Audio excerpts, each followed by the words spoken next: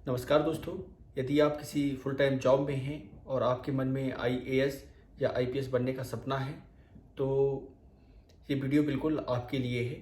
आप इसको ध्यान से देखें। इसमें बहुत सारी चीज़ें ऐसी मिलेंगी जिससे आपको मदद मिलेगी निर्णय लेने में।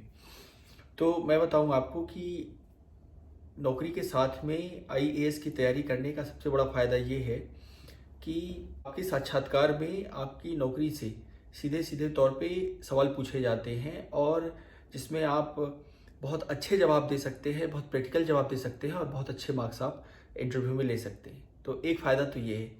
दूसरा सबसे बड़ा फ़ायदा ये है कि आप फाइनेंशियली इंडिपेंडेंट रहते हैं। आपको किसी के ऊपर पैसे को लेकर के निर्भरता नहीं रहती है।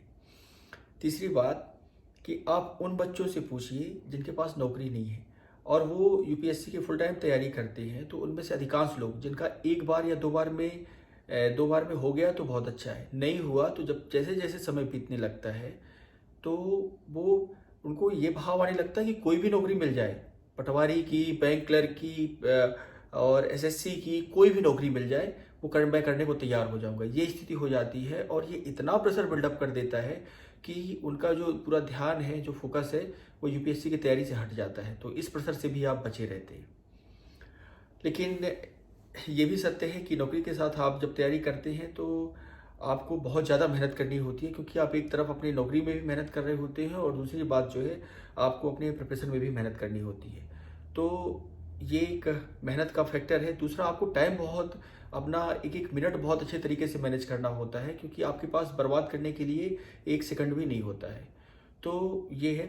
दूसरी बात कि आपको जो भी मटेरियल चूज़ करना होता है वो बहुत एकदम सेलेक्टिव और बहुत टारगेटेड चूज़ करना होता है, ताकि आप में भटकाव की ना तो आपके पास गुंजाइश होती है और ना ही आपके पास समय होता है। तो आपको वही मटेरियल चुनना होता है जो बिल्कुल सीधे तौर पे टारगेट करे। इस सब के बारे में मैं आपको डिटेल से समझाऊंगा कि कैसे इनका जो हल है वो निकाला जाए। तो कृपया करके आप चैनल को सब्सक्राइब कर लें ताकि आपका और हमारा साथ बना रहे। और यदि वीडियो आपको अच्छा लगे तो अपने मित्रों को जरूर सब्सक्राइब करें। तो शुरू करते हैं। देखिए,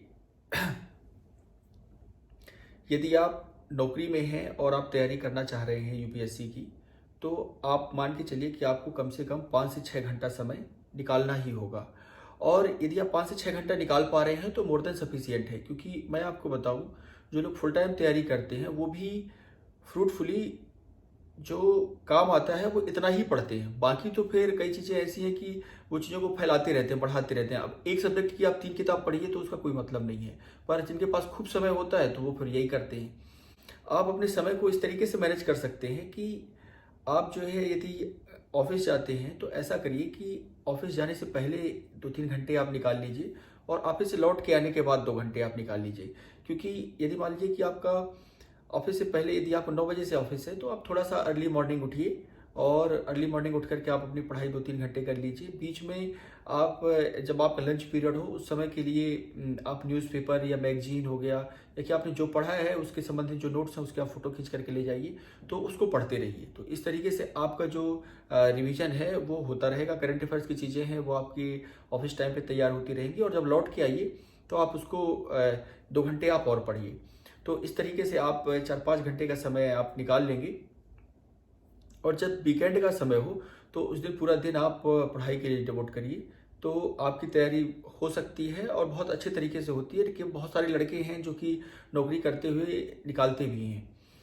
इसके लिए एक जो सबसे बड़ी बात है, चूँकि आपके लिए समय बहुत कीमती होता है, आपका एक एक मिनट बहुत महत्वपूर्ण होता है, और एक एक मिनट का बहुत सही और टारगेटेड यूज़ होना बहुत इंपॉर्टेंट होता है। तो आप कोशिश करिए कि जिस जगह पे आपका समय बर्बाद हो रहा है वो समय बचे। तो जैसे कि मैक्सिमम चीज़ें जो समय बर्बाद होता है वो होता है हमारा व्हाट्सएप देखने में, फेसबुक देखने में और यूट्यूब में फालतू के वीडियो देखने में। तो आप जो है सोशल मीडिया से कुछ समय के लिए दूरी बना के रखें और वहाँ पे अपने समय को सेव करें।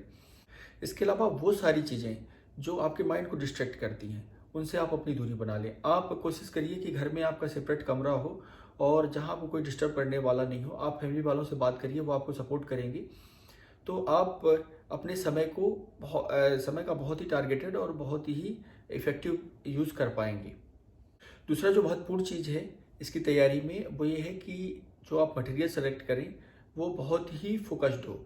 तो सबसे पहले आप यदि तैयारी करना चाहते हैं तो आप पुराने सालों के पेपर देख लें और आप जो है किसी एक्सपर्ट से ज़रूर सलाह ले लें, क्योंकि होता क्या है कि जो लड़के एक बार दो बार एग्ज़ाम दे चुके होते हैं या कि सफल होते हैं, तो उन्हें ये पता होता है कि कौन से कोर एरियाज़ हैं जहाँ सबसे ज़्यादा सवाल पूछे जाते हैं और कौन से एरियाज़ ऐसे हैं जहाँ पे कि आप एक्सक्लूड कर सकते हैं। उदाहरण के तौर पे मैं आपको बताऊं कि इंडियन हिस्ट्री में प्रीलिम्स के पेपर में मेडाइवल इंडिया से बहुत ही कम सवाल पूछे जाते हैं और खासकर जो भी पूछे जाते हैं वो कल्चर पार्ट से पूछे जाते हैं। यदि आपको नहीं पता होगा तो आप फिर पूरी बुक पढ़ना शुरू कर देंगे। तो इस तरीके से आप किसी एक्सपर्ट से ज़रूर मार्गदर्शन ले लें कि क्या पढ़ना है और किस तरीके से पढ़ना है, तो आपका समय काफ़ी कुछ बचेगा और वो आपकी तैयारी टारगेटेड रहेगी। एक काम आप और कर सकते हैं कि आपका जो टॉपिक हो उस टॉपिक को आप छोटे छोटे टुकड़ों में बांट लीजिए। मान लीजिए कि आप 1857 का स्वतंत्रता संग्राम की तैयारी कर रहे हैं, तो आप उसको बांट लीजिए कि कारण, घटनाक्रम और प्रभाव। तो ये 30-30 मिनट के टॉपिक आपके तैयार हो जाएंगे। तो कारण आपका 30 मिनट में तैयार हो जाएगा, घटनाक्रम आपके 30 मिनट से घंटे में तैयार हो जाएंगे और आपका जो प्रभाव है वो तैयार हो जाएगा। और आप जो भी पढ़ें उसके आप प्रॉपर तरीके से नोट्स बनाएं और नोट्स बनाने के साथ में आप जो है उसकी ऑडियो रिकॉर्डिंग करते रहें। तो यदि आपकी ऑडियो रिकॉर्डिंग आपने कर रखी है तो सबसे बड़ा फ़ायदा ये होगा कि कभी आपके पास थोड़ा सा भी समय मिला या ऑफिस में है या ट्रेवलिंग कर रहे हैं, बस में जा रहे हैं, तो आप अपना फ़ोन चालू करके और अपना हेडफोन लगा करके उसका जो रिवीजन है वो बहुत आसानी से कर सकते हैं। इसके अलावा आप कोशिश करिए कि आपको किंडल बुक मिल जाए। किंडल का सबसे बड़ा फ़ायदा ये है कि उसे कैरी करना बहुत आसान होता है, तो आप जहाँ चाहें उसको ले जा सकते हैं और चाहे जितनी चाहे बुक उसमें डाउनलोड कर सकते हैं। तो एक फ़ायदा तो ये है किंडल का।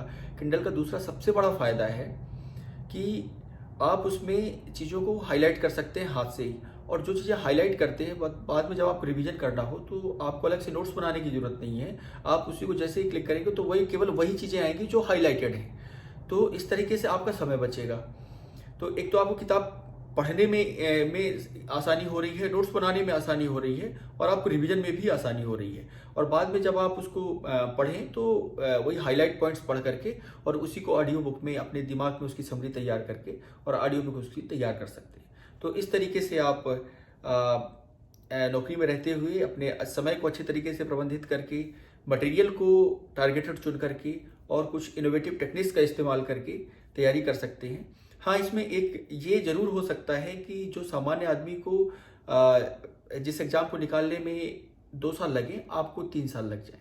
तो ये ज़रूर ध्यान रखें कि जब भी आप नौकरी के साथ तैयारी करें तो कम से कम आपके पास 3 से 4 अटेम्प्ट, 3 अटेम्प्ट, मिनिमम 3 अटेम्प्ट तो आपके पास हों, क्योंकि ये तो पक्की बात है कि समय आपके पास कम होता है और पढ़ने बहुत सारी चीज़ें होती हैं और अक्सर यूपीएससी में गलतियां होती हैं और उन गलतियों को सुधारने के लिए समय की ज़रूरत होती है।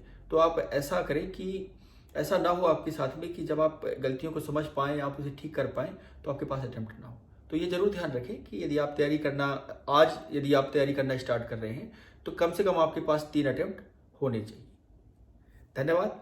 तो उम्मीद है कि आपको ये वीडियो से कुछ जानकारी मिली होगी और आपको निर्णय लेने में आसानी होगी।